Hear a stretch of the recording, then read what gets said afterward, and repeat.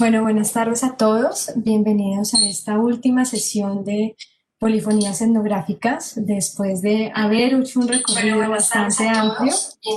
bastante amplio por las músicas y las fiestas populares y religiosidades en algo, en lugares muy específicos de acá de la costa Caribe. Hablamos en Ciénaga, de la Ciénaga Grande de Santa Marta, de la Sierra Nevada de Santa Marta, por supuesto, y en las últimas sesiones nos hemos ido un poco hacia la zona de Barranquilla. Eh, Polifonías etnográficas, ya creo que tenemos una audiencia, ya llevamos por lo menos unos 3, 4 meses con este ciclo de conversaciones donde el antropólogo Guillermo Federico Rey pues, nos ha acompañado permanentemente hablándonos de estos temas.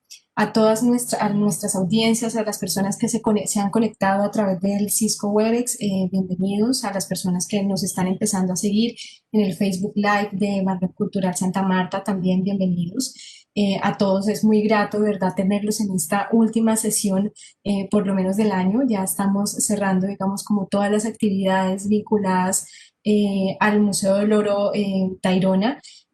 Polifonías es un evento del Centro Cultural de Santa Marta, de acá del Banco de la República y por supuesto del Museo del Oro Tayrona, Casa de la Aduana. Entonces, pues no, a todos bienvenidos, muchísimas gracias de verdad por acompañarnos porque hemos tenido casi una audiencia fiel visitándonos permanentemente en estas sesiones. A todos mil y mil gracias. Guillermo, como siempre, bienvenido. Nada, la audiencia es tuya, entonces, pues nada, bienvenido. Hola, buenas tardes para todos. Como introducía Alejandra, para el día de hoy vamos a finalizar, digamos, este ciclo de conferencias que, bueno, iniciamos ya hace 4 meses, eh, con un buen promedio, digamos, pues más que de reproducciones y además de una buena calidad de reproducciones también, de visualizaciones, con unas personas muy interesantes, unos maestros de la música, de los medios, de la sociología, de la historia, de la educación, compañeros tamboreros, tamboreras, por ahí está ya ahora Yuranis, que se conecta también tamborera de Cartagena, constructores de paz. Bueno, hemos hecho un recorrido interesante, gente desde Canadá, desde Brasil. Bueno, ha sido realmente divino esta oportunidad. Yo sí quisiera como agradecerte mucho a todas las personas que se han conectado pues de una forma, digamos, juiciosa y que logran ver esto también cuando quede, como que esto queda guardado en el Facebook Live, tienen como esa posibilidad de estar allí escuchándome. eh, bueno, en otro momento, en diferido, como dicen. Además, porque entiende uno que bajo esta lógica de tanto teletrabajo, tanto trabajo frente a la pantalla, yo entiendo que mucha gente llega muy cansada, muy agotada, como para seguir viendo otra pantalla, escuchando pues, a lo que yo quiero decirles. Sí, esto ha sido un espacio muy importante, digamos, dejar como una especie como de esta primera temporada, por así decirlo, un cliffhanger, así como de que queremos seguir contando para el otro año, ojalá, porque hay muchas más, hay otras cosas que contar sobre lo que hemos llamado polifonías etnográficas. Y muy humildemente hemos querido contar, digamos, mis etnografías, mis acercamientos etnográficos cuando he trabajado música, que como han visto, pues ha sido realmente prácticamente toda mi corta vida. Entonces, para el día de hoy vamos a terminar, vamos a trabajar el tema de las pedagogías, o sea, las estrategias pedagógicas que utilizan, digamos, los tamboreros en la ciudad de Barranquilla. La semana pasada, digamos, se trabajó principalmente todo el tema de las condiciones laborales y los conceptos de profesionalización. En algún momento, en el Banco de la República, de hecho en Santa Marta, también se trabajó de este mismo trabajo de investigación, eh, la tesis, perdón, de trabajo de investigación del pregrado de antropología, todo lo que tiene que ver con los ritmos, los formatos, los tambores, y hablamos de los personajes, de las personas y las necesidades que tienen personas en Barranquilla para, digamos, buscar la posibilidad de que la tradición musical pueda ser convertida también en una práctica económica. Eh, Esto, digamos, cierra el círculo, pero hay que decir que como todas investigaciones y como se llama de hecho este capítulo un poco, entre más uno conoce, más preguntas se hace. Esta tesis dejó más, eso, dejó otras preguntas por hacernos, que se alcanzaron a ir resolviendo de una forma más, digamos, más informal, menos sistemática, pero se hizo. Entonces, bueno, iniciamos, compartimos pantalla. Y bien, bueno, estrategias pedagógicas de los tamboreros de la ciudad de Barranquilla, ¿no? Como ya introdujimos la semana, hace 15 días, bueno, esto se hizo en el marco del Carnaval de Barranquilla, de los tamboreros en el Carnaval en Barranquilla. Digamos, explicamos también un poco por qué el Carnaval en Barranquilla y no de Barranquilla. Eh, y bueno, digamos que me he enamorado de este tipo de elaboraciones que hacen algunos talladores en madera en la ciudad de Barranquilla. La semana pasada, hace 15 días también utilizamos como un tallado en el fondo de cada diapositiva. Bueno, aquí está una de esos tallados originales eh, de estas fotografías que se registraron en el 2004, 2003, sí, 2003. Bien.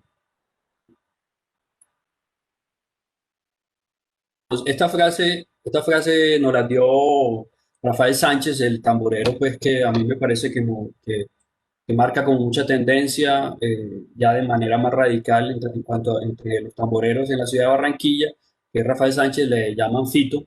Dice, entre tú más aprendes, te das cuenta de que tú menos sabes.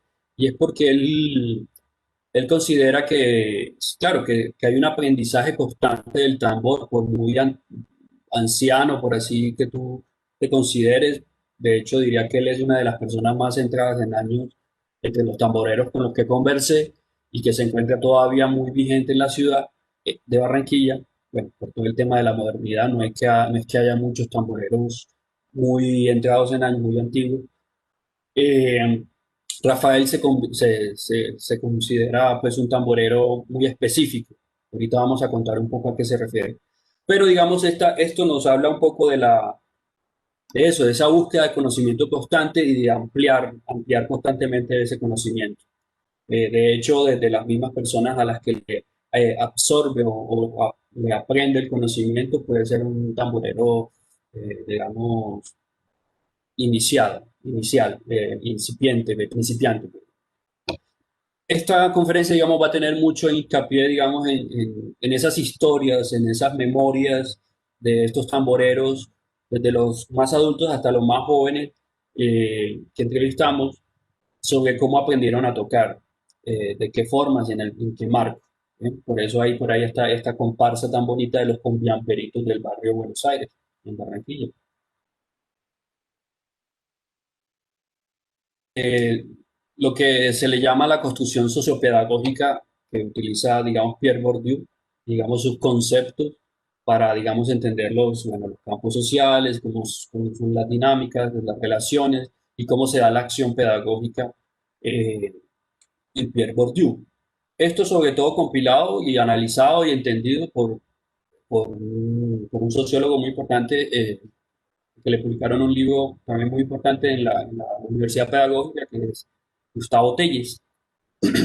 Y bueno, esta foto es divina, esta foto es del 90, bueno, es una foto de una foto, a, una a unos niños de una comparsa, de la comparsa más antigua del carnaval, que es la comparsa de Torito Ribereño, que queda ahí en el barrio San Roque, de la cual hablamos hace 15 días y que ojalá pudiéramos hacer una charla más larga solamente sobre ello, que es muy interesante.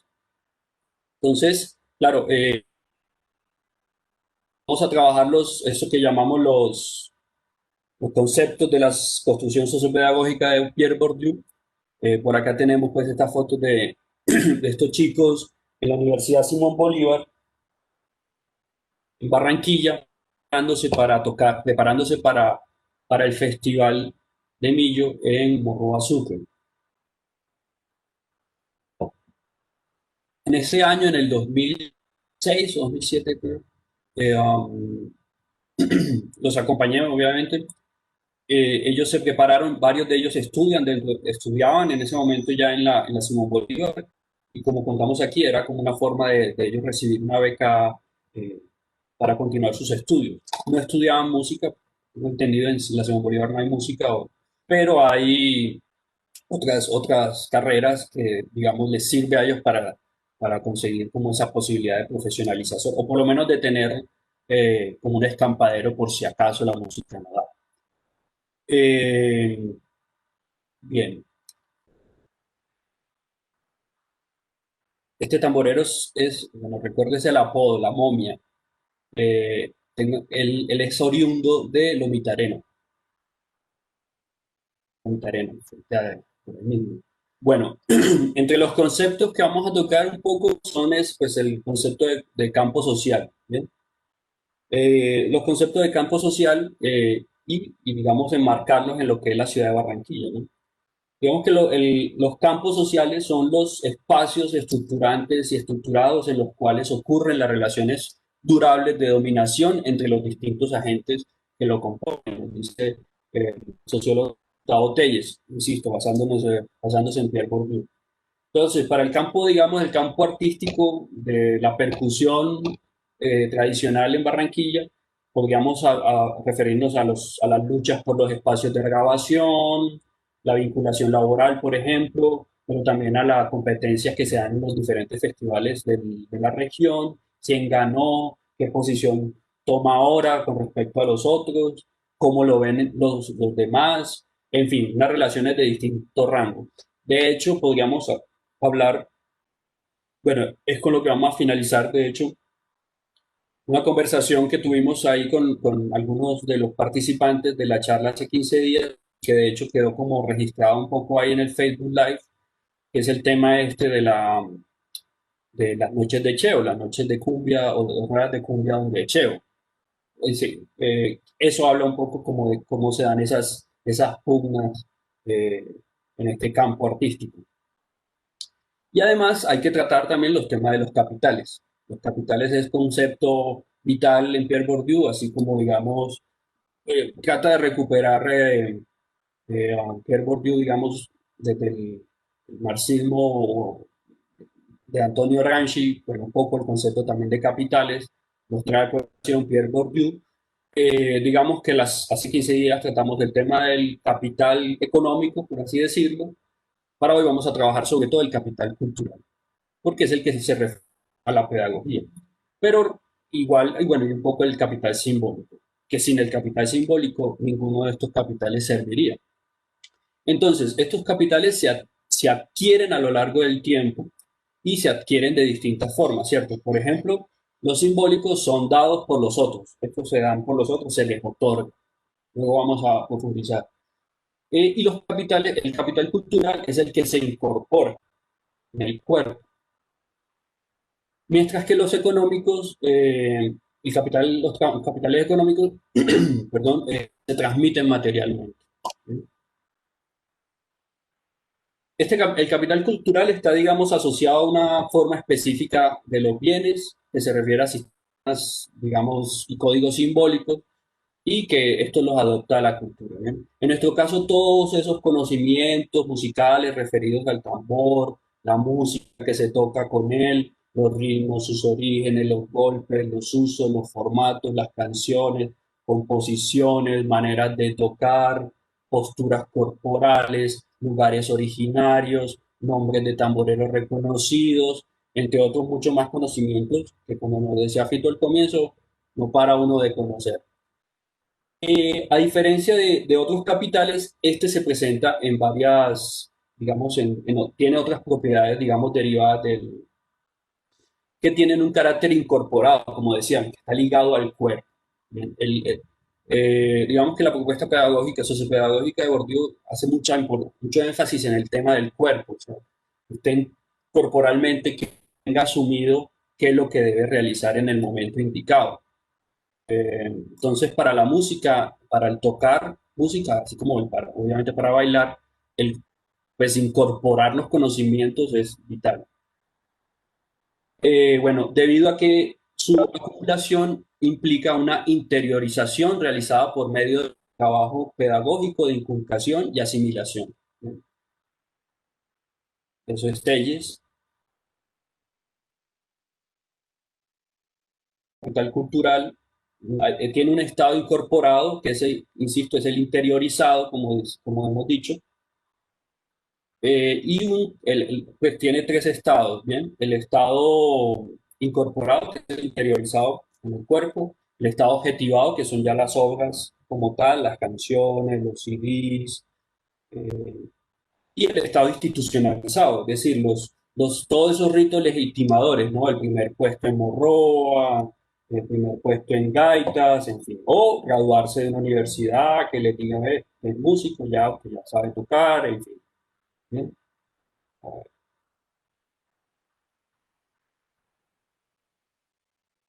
Importante que es el del hábitus. ¿Bien? El hábitus para Pierre Bourdieu es vital por todo este tema de la incorporación, el tema de la corporalidad, insisto.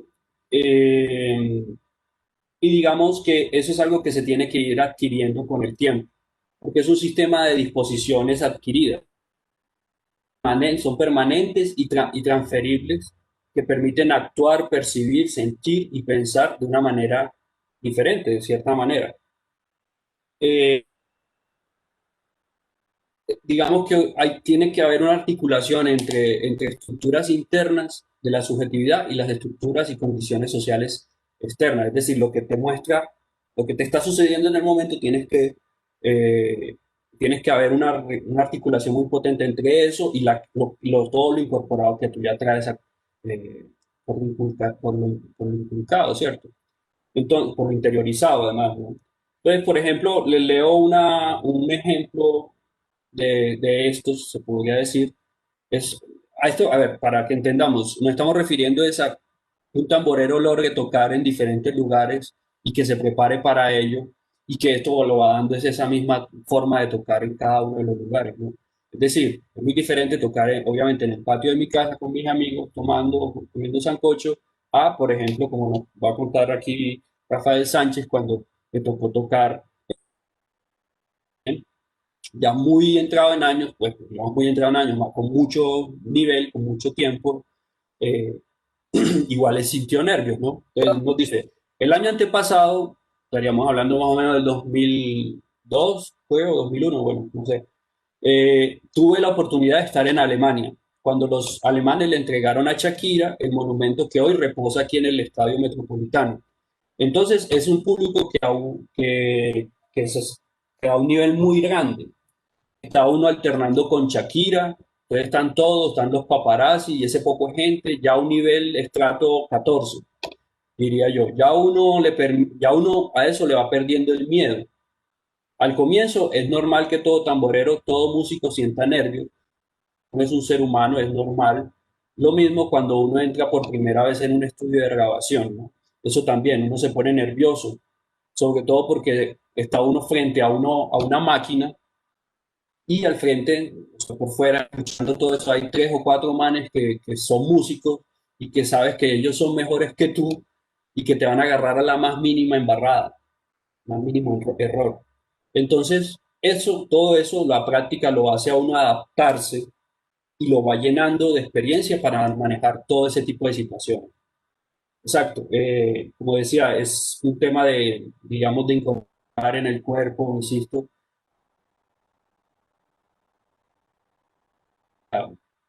estar preparado para diferentes momentos y diferentes situaciones de tocar, ¿no? Y el estado, bueno, bueno, sí, ya mencionamos un poco, explicamos qué son estos estados.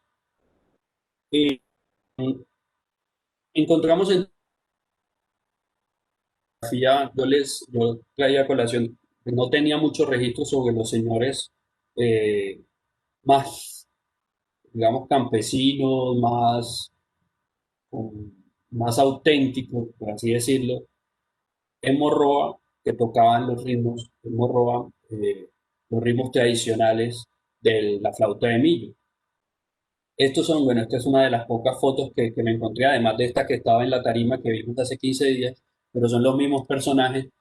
Vemos, por ejemplo, cómo están tocando ese tambor tan pequeñito que, bueno, por ejemplo, en Santa Bárbara de Pinto, en el río le llaman bambuquito. Lo he tocado, pero es el que, digamos, hace las veces de bombo en algunos momentos.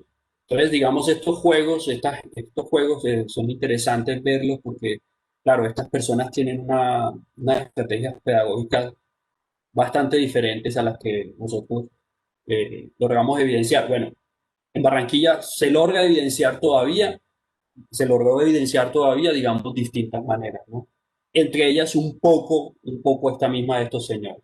Bien, por ejemplo, hay un caso y digamos es el, yo les contaba hace 15 días que existe ya pues las escuelas distritales de cultura, escuelas comunales de cultura, existieron desde más o menos 2003, 2004, pues desde que yo las conocí, pues yo tuve la posibilidad de indagar en la Secretaría de Cultura, en el de Cultura, cómo funcionan en Barranquilla esas casas y qué material pedagógico desarrollan, ¿no? Y a los profesores les exigen, digamos eso, ¿no? Les exigen,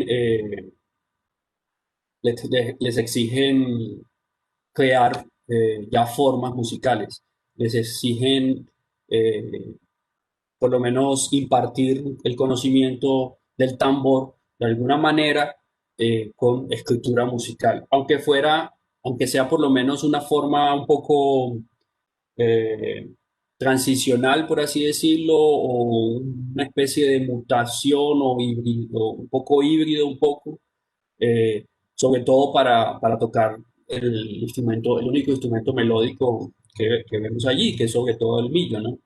Entonces sí hay como una puntuación, se empieza ya a impartir como una puntuación en ese tipo de escalas de escuelas, eh, pero además encuentra uno además, digamos, lo que llamamos unos golpes ya más estilizados, unos nuevos lenguajes, unos nuevos vocabularios, unas nuevas corporalidades y obviamente porque son nacidas de unas nuevas metodologías.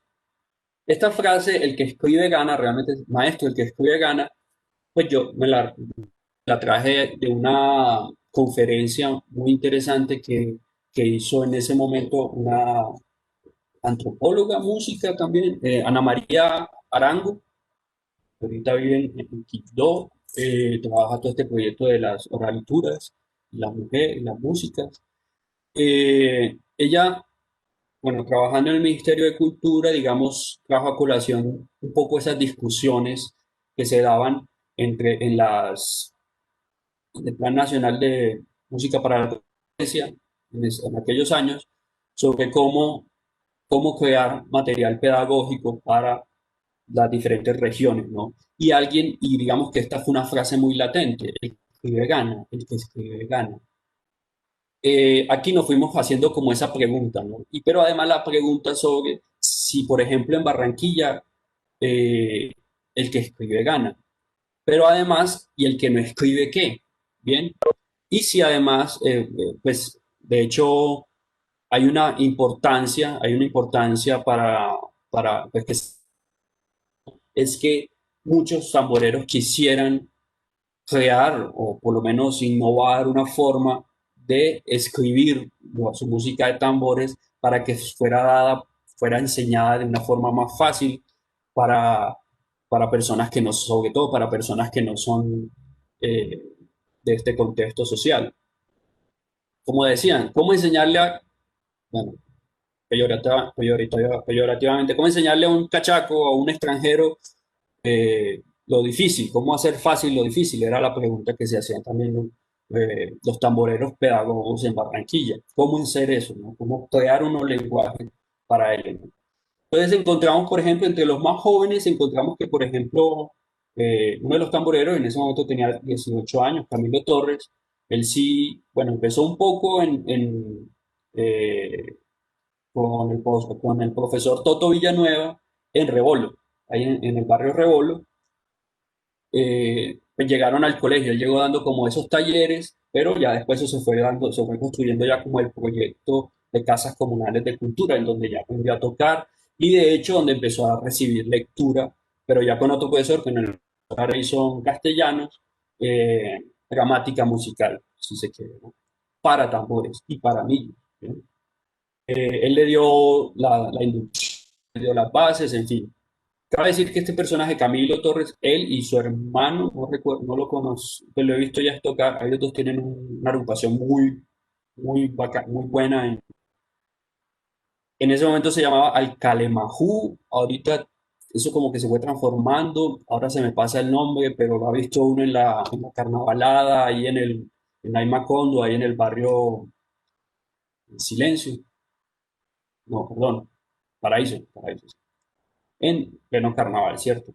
Ahí los hemos visto tocar, también nos lo hemos visto tocar hace 2 o 3 años ahí en el Festival de Gaitas en Ovejas y claro, pues tienen logran una búsqueda muy interesante, una hibridez musical muy interesante que nos va a llevar luego a un concepto que es el músico, el tamborero urbano, el millero urbano. Ahorita vamos a seguir con eso, ¿no? Por otro lado, el tamborero también muy joven, que por este nombre no lo conoce mucha gente, que es Alfonso Mario Acosta Ciade. Él es el gato, lo apodan el gato, ha sido tamborero, pues, la última vez que lo vi tocar por ahí fue con Martina Camargo. eh, y bueno, él un poco como Camilo, más que las casas de la cultura, tuvo fue en el colegio, en el INEM Simón Bolívar, ahí en el puente, debajo del puente Simón Bolívar, donde empezó a meterse, él jugaba era fútbol, pero creo que estaban tocando unos pelados y lo empezaron a meter, se empezó a meter hasta que un día le dijeron, ve, tú eres capaz de tocar un instrumento, porque ellos, y dijo, sí, yo empiezo a tocar, yo más o menos sé, y el llamador, que es como por donde empezamos casi todos, y de una, ahí se fue metiendo, y ahí fue, empezando por por los, digamos, el grupo de danza del colegio, ya luego como participando en festivales estudiantiles, y donde lograron buenos primeros puestos pues con la orquesta del INEM. Otro personaje muy interesante que es como del que más le he hecho como seguimiento ha sido Johnny Betancourt. Ahí lo mencionamos hace 15 días. Nació en Venezuela, pero a los 5 años llegó a Barranquilla. eh, en esa época, en el 2004, ya era mayor de edad, ya estaba grande un poco. Y en Venezuela ya había disfrutado, digamos, ya había aprovechado para integrarse a un grupo de danzas infantiles. Allá sí ya sería a bailar joropo. Luego allá en Barranquilla fue con el Colegio Pestalozzi, que es el anexo pues, a la Universidad del Atlántico. Él allí bailaba en el grupo de danza. A mí me pasó un poco eso. También pertenecía a un grupo de danza, aunque yo iba a tocar, pero a veces nos ponía a bailar, casi siempre nos ponía a bailar. Gracias a Rupert que nunca me puso a bailar en público, pero bueno, siempre tocaba ensayar baile por lo menos. Y en este caso Johnny le dijeron, bueno, va a bailar y empezó a tocar, solamente a tocar, dejó el baile y él dice, bueno, es que me gustaba el tambor porque, digamos, uno se va ganando los puestos. Eso es muy bonito, eso es muy interesante, se va ganando los puestos, empieza uno de pronto con llamador, eh, perdón, empezó tocando las maracas, luego pasó al llamador, ya luego pasó a la tambora, pero el primer día que tocó la tambora en público, falló y lo degradaron. Entonces volvió al llamador. Y ahí pasó 2 años en el llamador. Eh, y bueno, año y medio, bueno, años, perdón, a las maracas, o sea, digamos, más degradado todavía, por así decirlo. Y ya luego siguió avanzando, mejoró la velocidad y le encantó la tambora. Se mantuvo la tambora hasta la vez que lo conocí. El alergue le parecía siempre muy difícil, pero aún así, ahí justamente en esta foto que por acá donde está, con esta boina de lado, es el alerguero que está aquí, bueno, está tocando, digamos, pero él alterna mucho en la tambora. De hecho, el día anterior a que esta es una foto, el lunes, que es digamos, el desfile digamos, que es más que todo artístico, donde van grupos más complejos de danza. Él ya había salido el sábado y el domingo con con el Garabato del Norte a tocar la tambora, que son esas fotos que mostramos hace 15 días también sobre el golpe arriba. Bueno, así también tuvimos, y el pollo, entonces encontramos a otro chico que es Fernando Arzuza, que es en ese momento 22 años, él nos cuenta cómo aprendió a tocar el pollo en Barrio Abajo, que es un contexto muy diferente, aunque hay que decir que Johnny también bueno, en ese momento vivía más que todo ahí en Montecristo, pero eh, que es ahí cerca, ahí al lado, pero en Barrio Abajo, este muchacho, el pollo, él dice, yo desde niño en el barrio escuchaba tambores. Pues claro, ahí ya te empiezas a meter en algo diferente, ya no, ya los tambores te están llegando a ti, ya no lo estás buscando. A un lado, a un lado de mi casa había un muchacho que sabía tocar los tambores, que era Eliseo, Cheo, el que ya hemos mencionado acá. Él le empezó a enseñar, hey, ¿cómo es este ritmo? Lo empezó a perseguir, hey, ¿cómo es este ritmo? Tam, pam, pam, pam, y así le fue enseñando, y le fue enseñando todo lo que sabe Cheo. Y a partir de ahí, entonces, cómo trabajar las muñecas, cómo trabajar los brazos, la posición para que la espalda no se te canse, el calentamiento previo, eh, en fin, y ya un montón de cuestiones, digamos, extensas que tiene, digamos, la posibilidad de aprender a tocar, ¿no? Y digamos que eso es posible porque en Barranquilla se da un poco esto, ¿no? O sea, en Barranquilla, en muchos barrios, como Barrio Abajo, todavía encuentra vestigios de personas eh, que vienen de otras regiones, de otros pueblos más, digamos, rurales, ¿no? Entonces, y de hecho vienen entre ellos, vienen familias completas o amigos de amigos, vienen y se van encombando, van llegando y se van agrupando, y encuentra uno lo que, digamos, llaman Ferdinand de Totis, una Gemeinschaft, que son estas comunidades mucho más mecánicas, ¿cierto? Eh, entonces, pues digamos que eso se posibilita en Barranquilla. Como dice también, digamos, Edgar Rey en Concelito Carnaval, ellos todos se conocían muy bien, cada uno realizaba una actividad común a los demás miembros, o sea, cada uno de ellos se conocían desde siempre, desde hace rato, ¿no?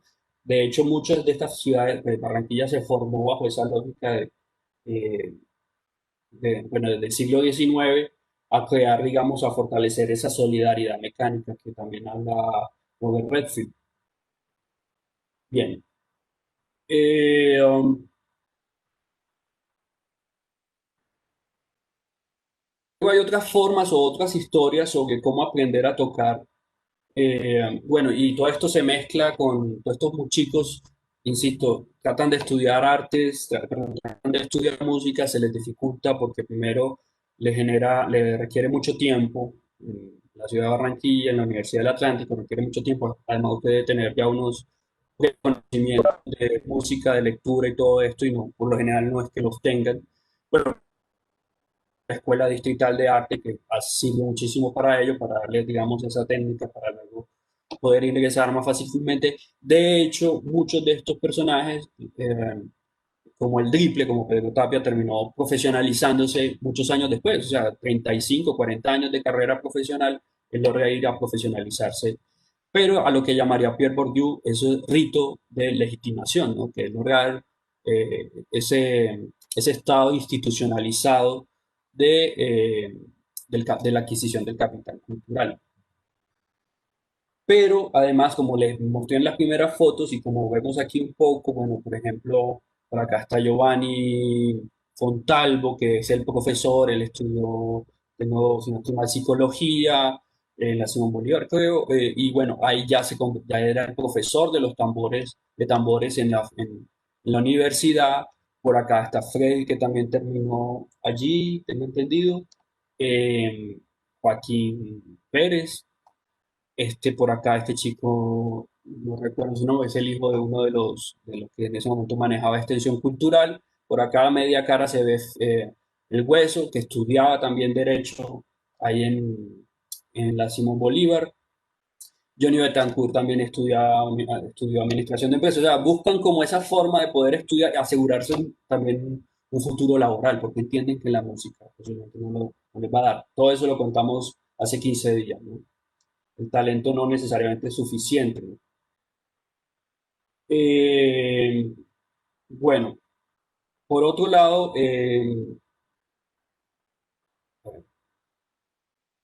encontramos esto que llamamos el tamborero urbano. ¿Bien?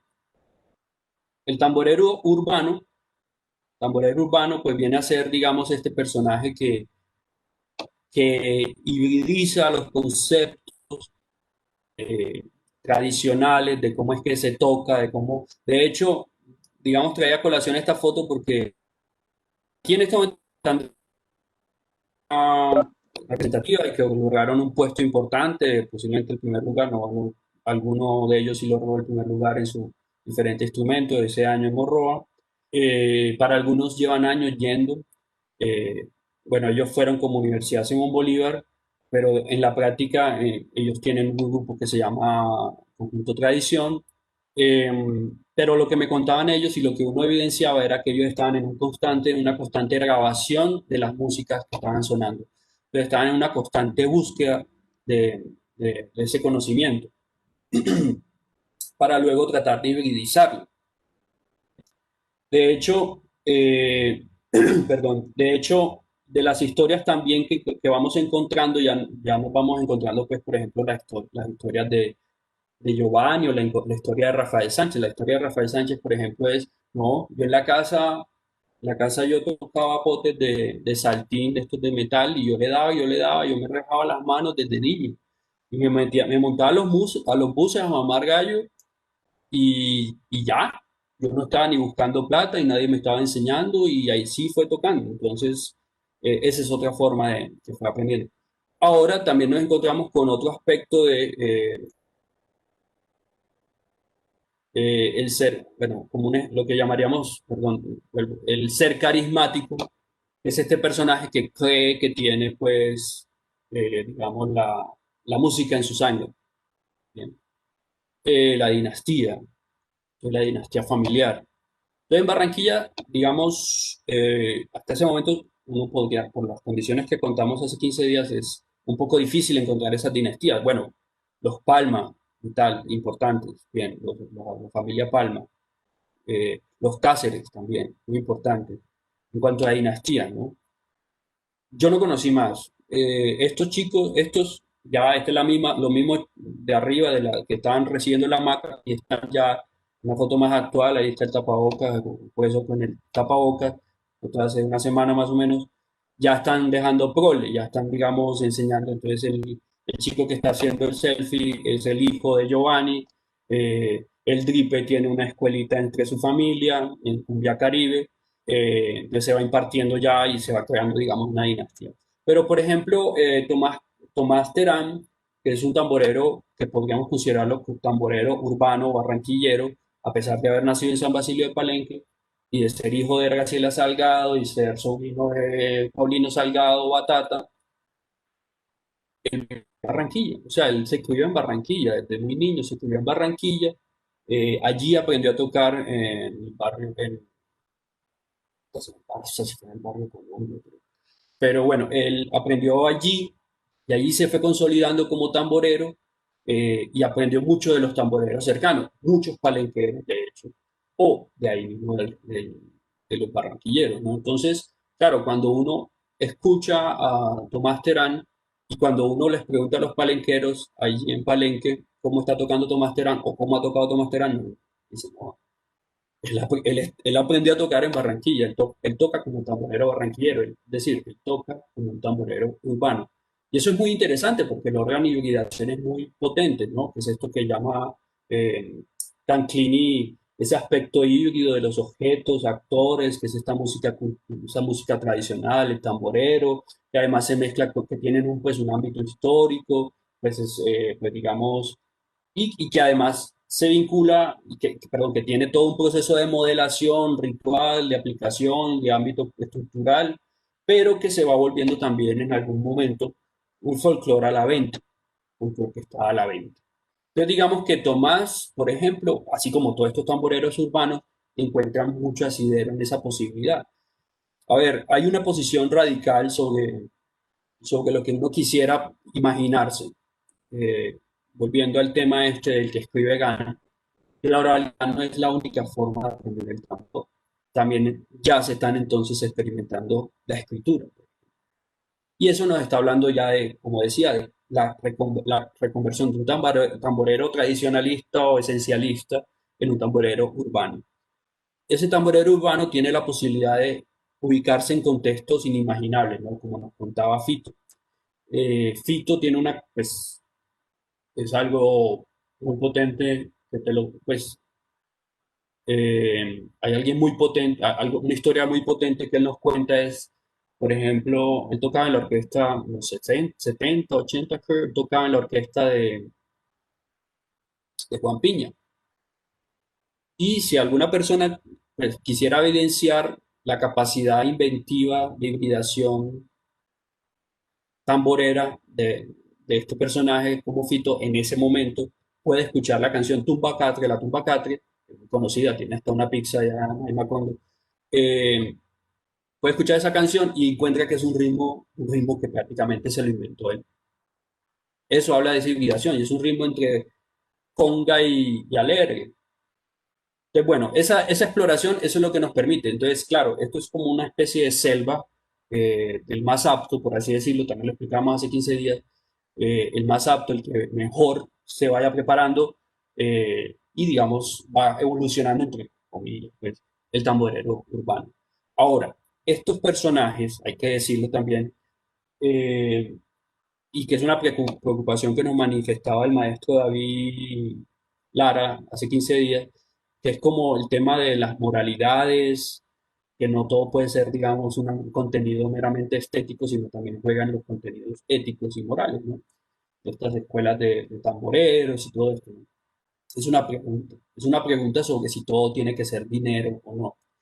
Lo importante es que estos músicos, por ejemplo, sobre todo, pues, por ejemplo, el Dripe nos cuenta que él aprendió, él dijo, no, yo, en esa época ellos tenían que ir hasta los pueblos a ver cómo era que tocaban los tamboreros. En esa época, ahora, digamos, ya hay muchas posibilidades, ¿no? Pero el Dripe cuenta que no, yo iba a los festivales y siempre iba a ver, y yo me encontraba Batata y Batata comiendo salgado, y ahí lo encontraba y ese era la Biblia como tamborero. Entonces, él fue y lo persiguió y se fue para el triple, se fue para Bogotá y aprendió con él y le dijo, hey, Paulino, yo necesito que te vengas a vivir a mi casa. Eh, en esa época él vivía en un pueblito, Batata, y se lo trajo para allá y él empezó ahí, ¿cómo es esto? ¿Y cómo es esto? Y claro, o sea, fue a buscar el conocimiento digamos, hasta su origen, ya con un espécimen de tamborero más que urbano, diríamos transnacional, como era en su momento Paulino Salgado, gracias a toda esa experiencia que ha adquirido con Tuto la Momposina. Y él aprende, digamos, el golpe de bullerengue y de mapalé que había aprendido eh, muy palenquero, por así decirlo, el triple, a pesar de él de ser del Piñón Magdalena, de Pedro Tapia. Entonces, eh, como decía, en el otro caso es Tomás que dice, a mí nadie me enseñó a tocar, o sea, a nosotros los batatas nacimos con eso. Yo digo que el tambor hace parte de uno, uno hace parte del tambor. A mí nadie me enseñó a tocar. Mi mamá me ponía uno y no, yo no. O sea, yo solo aprendía y sí, ninguna persona nada, nada, o sea, nada. Pero en algún momento sí, en algún momento dice, bueno, yo escuchaba al tío mío, yo miraba al tío mío en los velorios y ya yo me fui bien, ya yo fui observando cómo que se golpea. Esa fue la fórmula, digamos, más de aprendizaje, de aprehensión, de extraer el conocimiento de lo que se está dando de una forma muy empírica, ¿bien? De aprender haciéndolo, además, ¿no? Entonces, entonces no es necesariamente ese ser carismático, por así decirlo, del personaje que lo trae en la sangre, ¿no? No deja de ser también un poco mitificada esa situación. Ahora, mucha fotografía de emborró a los jurados ahí, esto es todo un performance y hacia eso vamos un poco, y lo mencionábamos un poco la semana, hace 15 días. La, Estas músicas tienen un asidero, principalmente ritual, ¿cierto? Eh, y eso es muy importante de tener en cuenta. Bela Bartók, el gran musicólogo, el gran músico húngaro, húngaro, eh, nos hablaba de esto, ¿no? De que hay unas músicas que son rituales y que cuando esas músicas rituales se montan en una tarima o se montan para una situación que no es la meramente ritual, o para un momento, digamos, ritual, eh, pues sencillamente ya deja de ser música tradicional o música ritual, sino ya espectáculo. Y este es un momento muy particular porque aquí pues están estos chicos de Barranquilla y está el gato en el centro tocando el alegre y con unos personajes de jurado evaluándolos, que seguro tienen unas fórmulas, entre comillas, subjetivas, unas fórmulas cuantitativas, porque debe ser también muy cuantitativo, tiene que dar un número de cómo es que están tocando. De el, el que tiene el sombrero volteado eh, es muy, creo que es extranjero, ese jurado, entonces uno dice, bueno, no lo, ¿qué hace ahí? Este que está aquí detrás, el más moreno de todos, este sí es un tamborero de Santa Marta, nos reconocimos, nos pusimos muy contentos de encontrarnos ahí un tamborero de toda. eh, y al lado de ellos está el que en ese momento fungía como director o de patrimonio en el Instituto de Cultura en Barranquilla, que era Lázaro Cotes, antropólogo, arqueólogo. Entonces uno se va preguntando, bueno, ¿cómo se da esta relación de poder allí? ¿Se da una violencia de alguna manera pedagógica, por así decirlo? Pero además lo montan en una tarimización, ¿no? Y digamos, los tamboreros de Barranquilla la tienen bastante la posibilidad de darnos la vida con esto, hagámoslo. Pues le hacen. Y eso les implica entonces adquirir una nueva ilusión, adquirir unos nuevos intereses musicales, una nueva forma de incorporar eso en el cuerpo y de poder ir a tocar en cualquier momento, a cualquier lugar, bajo ciertas condiciones también honorarias, en fin. ¿Bien? Entonces nos encontramos, bueno, esa búsqueda por el pedagogo, por el profesor, encontramos a la autoridad pedagógica, ¿no? Debe existir una relación de dominación entre el alumno y el pedagogo y el profesor. Debe existir, porque ese ser, esa persona que está allí sabe más que yo y por eso yo lo busco y tengo que escucharle y hacerle caso. Entonces, claro, bajo esa lógica tienen que digamos, aprender sí o sí, ¿no? Eh, Entonces ahí está, por ejemplo, Giovanni, pues explicando, dando, digamos, esto de la corporalidad que mencionábamos en algún momento en qué momento detiene la canción, porque él ahí en ese momento funge como maestro, como director. Eh, entonces aquí listamos como a los grandes maestros, Batata, que ya lo mencionamos, Fito, Tomás, Giovanni, obviamente, y, insisto, el ser carismático, muy importante, pues, el ser carismático, eh, que está allí, ¿no? Que lo buscan, que se busca, que hay que darle, digamos, toda la credibilidad a esta persona.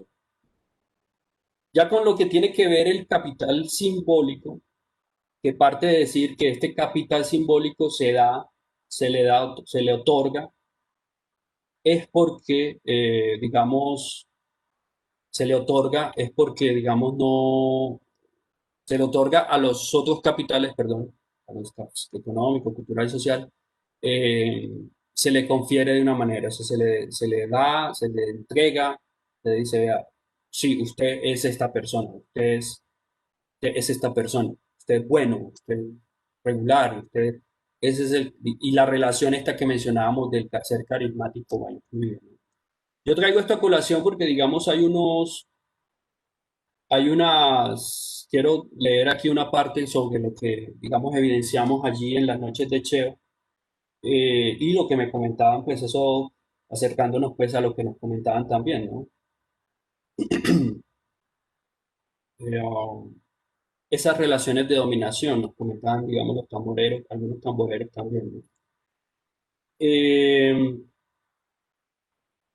pues a ver, yo Lo que encontré mucho en los festivales, por ejemplo, así como en estos espacios que se suponen de compartir, son las noches de Cheo, por ejemplo, uno de los compartimientos más arraigados principalmente entre los tamboreros jóvenes, sobre todo jóvenes, valga la aclaración, es aquel que se esfuerzan por evaluar constantemente a algún ejecutor en el momento justo de su muestra. La cuestión es el esfuerzo desmedido para realizar esta operación. Esto es en los contextos en los que suele darse, en los momentos en que se supone debe ser de una mayor relajación y disfrute colectivo y personal de cada uno de ellos en su propia actividad musical. La operación consiste en observar, evaluar y en la mayoría de sus casos despotricar del sujeto en cuestión. Detallar en busca de cada mínimo error y convertirlo en una reflexión caricaturesca, que según el personaje evaluado puede implicar el castigo social de ser sustituido, por lo general, por aquel mismo que hizo la sátira a la labor del tamborero ejecutante. En otros casos, no se hace público el cuestionamiento, ocultando entonces entre ellos los comentarios al sujeto, dándose entonces ahí sí, además, una fuerte hipocresía en el medio. Insisto, esto es algo muy de los jóvenes. Ocultándolos, bueno, sí, se han dado casos tan fuertes de esta situación que se han llegado a registrar riñas con este tipo de justificación. Eh, esta, esta la tengo que mostrar porque, digamos, la muestro antes de que suceda, pero aquí acaba de pasar una gran pelea de botellas en Morroa, en el Festival de Morroa. No fue por eso necesariamente, pero vemos que ahí encontramos, por ejemplo, en Morroa, me acordé, dice como esa relación, ya ahí habíamos terminado, ya estábamos todos muy conciliados, muy tranquilos, están todos un montón de tamboreros ahí despidiéndose muy bien, pero acaba de suceder una pelea de botellas en un lugar que se supone que es cultural, que es, digamos, folclore. Los experimentados, bueno, digamos, ninguno se salva de estos comentarios, ni los más experimentados, ni los más jovencitos, obviamente. Los más experimentados suelen devolverle la burla de distintas maneras. Pero en cambio los jovencitos sencillamente reciben el rechazo y la sustitución constante en estos contextos. Estos contextos se organizan realmente para tocar sencillamente, sin ninguna presión económica ni social, porque son los espacios en donde los tamboreros se toman el momento justo para hacerlo. Incluso se está institucionalizando fechas y lugares para ello, porque hablábamos las noches de Cheo. A esta práctica se le conoce en la escena como tiradera de tierra, lo mencionamos hace 15 días, haciendo una referencia al hostigar al otro de tal forma que logre una incomodidad tan fuerte que lo haga levantarse de la silla y soltar el tambor. Se logra estigmatizar tanto a un tamborero tras algún error cometido que en la próxima evaluación se levanta o lo levantan mucho más rápido, hasta que se van casi intocables en sus funciones, en sus contextos, en estos contextos intocables, entre comillas, significa no levantarlos porque según él mismo es intocable. Nunca se va a equivocar. Sin embargo, y según lo observado, este intocable está constantemente tirando tanta tierra que ante los demás ya parece un excelente ejecutor, pero posiblemente no lo es. Como habíamos dicho, bueno, Fito, por ejemplo, Fito aplicaba, él decía, no, yo sé que cuando voy a tocar de Cheo, en esa época él prefiere tocar ahí en el Guásimo, ahí en la tienda que queda ahí a dos casas, a una casa, dos casas de su casa. Y él dice, es que a nosotros no nos dan premios, a los tamboreros, en las carnavales no nos dan premios, ni la batalla de flores, ni la gran parada. El Congo grande lo dan pues en el festival de orquesta, pero imagínense tocar. Pero a esos que nos matamos pasando, tocando, cargando un tambor durante 2, 3 horas de recorrido, no nos dan premios, no nos evalúan. Entonces, claro, las noches de SEO debería ser un espacio de relajación para ellos, no un espacio de evaluación, ni de premiación, ni nada de eso.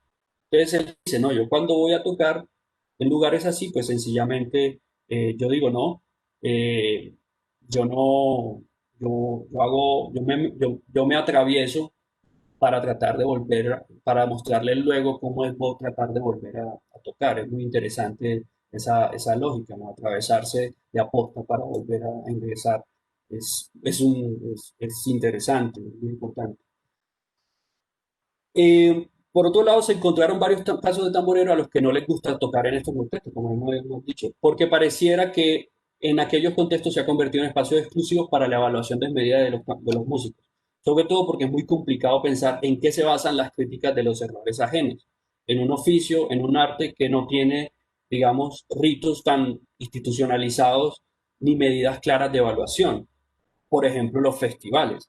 Solo los jurados tienen sus medidas, pero no como algo tan formal. Por lo general se presentan claros rechazos a los veredictos y a las evaluaciones de los tamboreros y músicos. Entonces, ahí nos hicimos una pregunta. ¿Cómo se define un tamborero bueno y cómo se define un tamborero malo?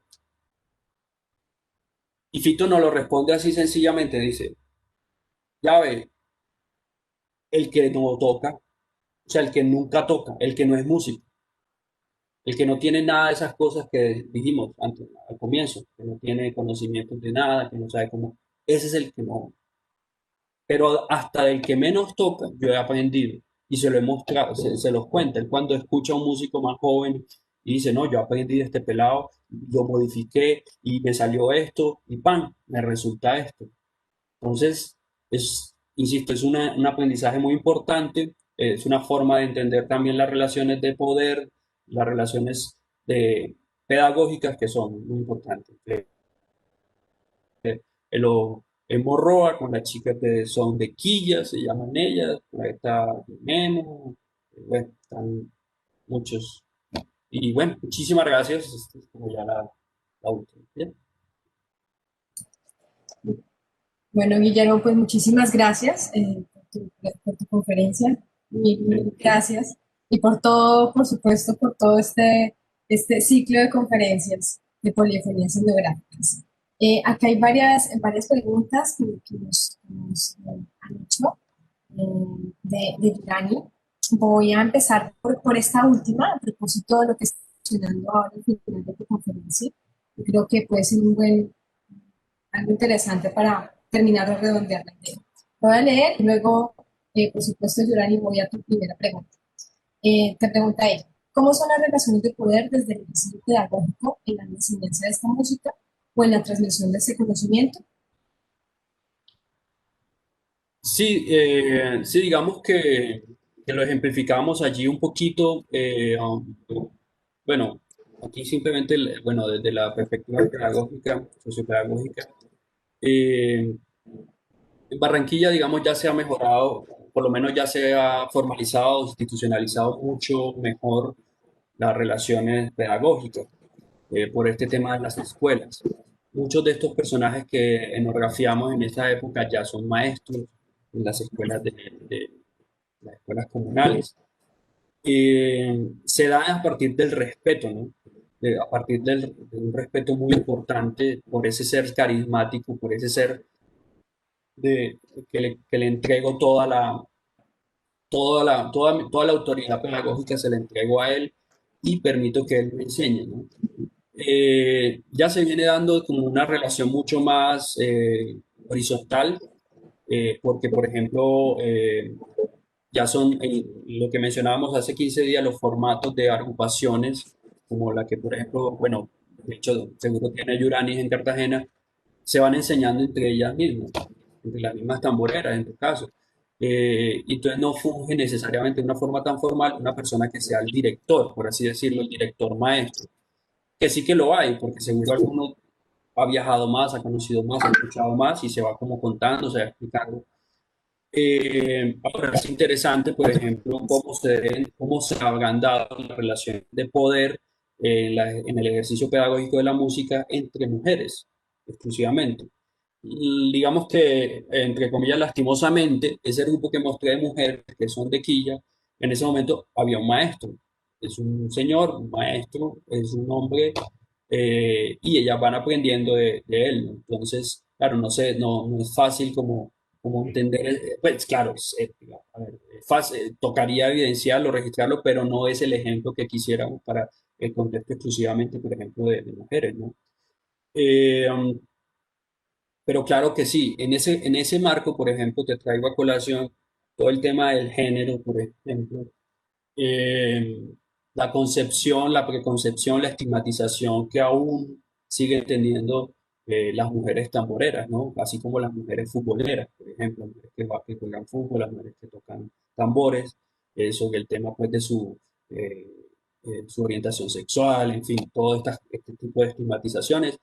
Hasta ese momento se seguían dando, ya no, ya me he perdido un poco de este contexto, pero sé que muchas de ellas siguen tocando en Bogotá, siguen andando. Eh, um, sí, es un poco eso. ¿Qué más?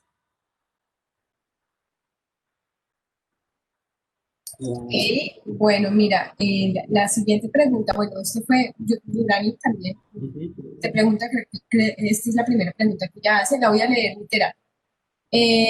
Sin pretender ser banal, pregunto, desde esas distintas formas humanas de ser tamborero y hacer la música tradicional, ¿en qué lugar se sitúa el extractivismo cultural? No, punto importantísimo, para nada banal, para nada banal, muy importante. A ver, aquí nos vamos a empezar a meter en un camino muy escabroso, pues, que es el concepto de patrimonio cultural. eh, la explosión de músicos, artistas y de la industria cultural del carnaval en Barranquilla, como lo contamos hace 15 días, se da justamente por la declaratoria de Patrimonio Cultural Intangible de la Humanidad por parte de la UNESCO, al igual que al año siguiente en San Basilio de Palenque, y bueno, se da una explosión de la industria cultural de una manera impresionante, pero eh, si me pasa ahorita el que escribe sobre eso, él propone que como además trayendo a colación una frase por ahí larga de Eduardo Galeano, pero él dice algo así que no son artes, son artesanías, eh, no es cultura, es folclore, ¿cierto? Entonces el nuevo folclore es el patrimonio, lo que en comienzo del siglo XX se le llama folclore, lo folclórico, y que por eso lo hacen esos indios, esos raros allá, es son artes populares, por ejemplo, son estéticas populares, no es arte o son artesanías, o es folclore, insisto. Ahora se le llama patrimonio. Y ese es un mecanismo del capitalismo, a fin de cuentas, de entrar a las dinámicas del capitalismo, que tiene el capitalismo de sumerger, perdón, sí, de ahogarnos, de extraernos justamente toda nuestra cultura y de apropiarse de nuestra cultura, de hecho. Entonces, claro, la discusión en un momento, quiero traer la colación a aterrizar al tema de los tambores. El ejemplo, claro, los tambores, los sombreros vuelteados, que además no son los sombreros que utilizan realmente los campesinos, ¿cierto? Ni que utilizan además tampoco los músicos ni los tamboreros tradicionales, ¿no? Ellos utilizan el sombrero de conchejo, porque el sombrero volteado es de los ricos, ¿cierto? Bueno, Zenú, otro territorio, así decirlo. Pero digamos que se lo han apropiado, como lo explicó Antonio Gramsci hace 100 años, hace 100 años, se lo apropian las culturas hegemónicas. Pero claro, llegan los sombreros volteados desde la China y ahí pegan el grito en el cielo, ¿cierto? Pero ese es para eso se metieron en el mercado, para eso metimos el sombrero volteado en el mercado, para que compitiera también contra los chinos. Y si seguimos así, claro, todo este extractivismo cultural, el Carnaval de Barranquilla ya se presenta, es como una lucha transnacional capitalista contra otras músicas, contra otras fiestas, contra otros músicos. Bien, así como en una época Barranquilla le hizo un extractivismo cultural a los pobladores de eso, del río Magdalena, de la Ciénaga Grande, quitándole, entre comillas, todas las comparsas, los desfiles, las músicas, los ritmos, se los quitó y se adueñaron, entre comillas, de eso, en términos sobre todo de industria cultural, de comercio. A Barranquilla también le puede estar pasando en algún momento eso. Y una fórmula, algo muy, muy chiquito que uno podría evidenciar es que mucho tamborero ya toca como conguero. ¿Por qué? Porque han venido estudiando a un gran percusionista cubano que es Giovanni Hidalgo. Y tú les ves, y esos son los patrones que quieren aprender. Entonces tú le ves el golpe y buscan es hacer los más rápidos, y eso es de conguero, o por lo menos de la fórmula de tamborero conguero. Entonces, ah, ahí va perdiendo, ahí te están quitando la cultura de alguna manera, o quitando, no, transformándola, llámenla como quiera. Pero sí, el patrimonio cultural es el concepto básico del extractivismo cultural, del capitalismo transnacional, para sencillamente decirle, vea, ustedes no hacen arte, ustedes no hacen esas cositas que ustedes hacen, sí, se llama patrimonio, muy bonito, muy interesante, hay que conservarlo. Además tiene el PATRI, que es el, que además de heteronormativo, eh, um, um, pero es para incluirlo dentro de la industria cultural, para incluirlo dentro del capitalismo, para que se vendan más CDs, para que el éxito pueda seguir vendiendo boletas para los palcos, en fin. ¿Cuál es la contra? El Carnaval del Sur, el Carnaval de la 44, esas son las contras. Y sobre todo el Carnaval de los pueblos, de los pueblitos, de ir al Carnaval en Galapa, ir al Carnaval bueno, de Sabana Larga, que también se está, digamos, industrializando mucho también, pero el carnaval en La Punta, en Dibuya, el carnaval en todos esos pueblos, Galapa, perdón, Pedraza, bueno, lo que mencionamos aquí, Nueva Venecia, Tojas de Cataca, yo los invito, ojalá puedan buscar la forma de ese pop carnaval en Tojas de Cataca el próximo, ya que en Barranquilla los prohibieron, bueno, allá no los van a prohibir porque ya se da de una manera espiritual incorporada. Entonces, sí, resistencia de la acción política. Y por eso uno de los tambores que mostré decía acción social. Por ahí había un tambor que decía un chiquitico, acción social, se refería un poco a ello. Y bien, eso es. Gracias, Yurani, por tu participación.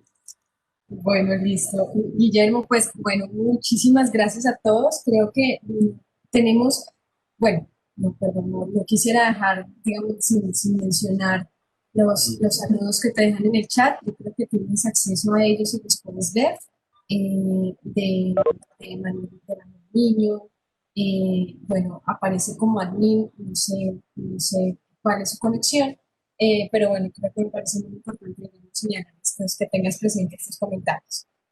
Pues Sí, por lo demás, a todos les agradecemos de verdad infinitamente por acompañarnos en esta conferencia, pero también en toda la serie de polifonías etnográficas, que ha sido, digamos, uno de los programas de los ciclos de conferencias que hemos hecho por primera vez en el Museo de la Tayrona y que hemos reunido una cantidad de temas vinculados a las músicas acá en Costa Caribe a propósito de la experiencia etnográfica de Guillermo con todos estos temas.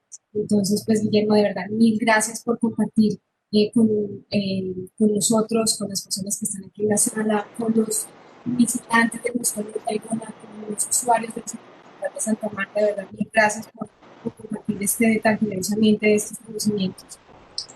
También, digamos, como invitarlos a todas las personas que nos están siguiendo a través del Facebook Live y por supuesto, desde acá, desde la plataforma de Cisco Webs, a que consulten las anteriores conferencias y si por el caso, si están interesados, están allí vivos en el Facebook Live de Carta Cultural Santa Marta para que los puedan rememorar, los puedan revisar, corregir, escribirle a Guillermo sobre dudas con toda seguridad. Entonces, pues los tenemos allí.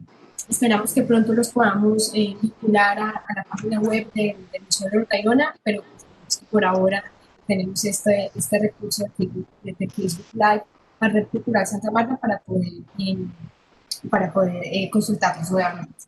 Entonces, bueno, no siendo más, mil y mil gracias, de verdad estoy muy contenta por cerrar este ciclo de polifonías cinematográficas. Creo que voy a extrañar estas sesiones cada 15 días, que lo empezamos a hacer hace 4 meses. Así que muchas gracias a todos, de semana. No sé, Guillermo, si quieres agregar algo. Sí, quisiera como obviamente despedirme y bueno, no dejar pasar este tipo de comentarios como del profesor Manuel Niño, que habla de que la pedagogización de la cultura popular caribe es una bella tarea que gradualmente se viene abordando.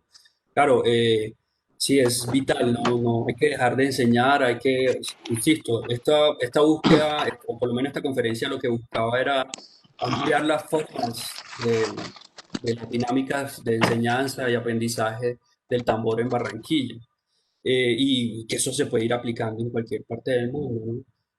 Hay un interés, ¿no? Y bueno, obviamente saludar a todos, bueno, a Regina Martínez, a Humberto Mendieta, a Carlos Mario Russo, tamborero conmigo en Santa Marta desde niño, desde pequeñito, entonces pues tocando siempre y anda en la lucha de los tamboreros, de la música, de los músicos en Bogotá, que es otra selva muy dura para ellos. Y bueno, saludar a todos los que que se lograron conectar. Yo asumí esto sobre todo para este tipo de personas muy cercanas con las que no he podido nunca mostrar este tipo de contenidos, estas charlas, y también lo asumí como una clase como una clase de etnomusicología, por así decirlo, pero 8 sesiones de 4, casi 2 horas cada una, termina siendo pues una clase magistral al semestre, ¿no? Entonces, no, claro, muy agradecido con todos los que se conectaron, las visualizaciones constantes, sí, pueden comentar constantemente en el Facebook Live. A ver, yo no tengo Facebook, pero ingreso a chismosear, a ver cómo van las visualizaciones y a ver qué comentarios hay por allí. Y obviamente Alejandra, al banco, al Museo del Oro Tayrona, muchísimas gracias por, digamos, haberme brindado este espacio para contar con todos estos contenidos.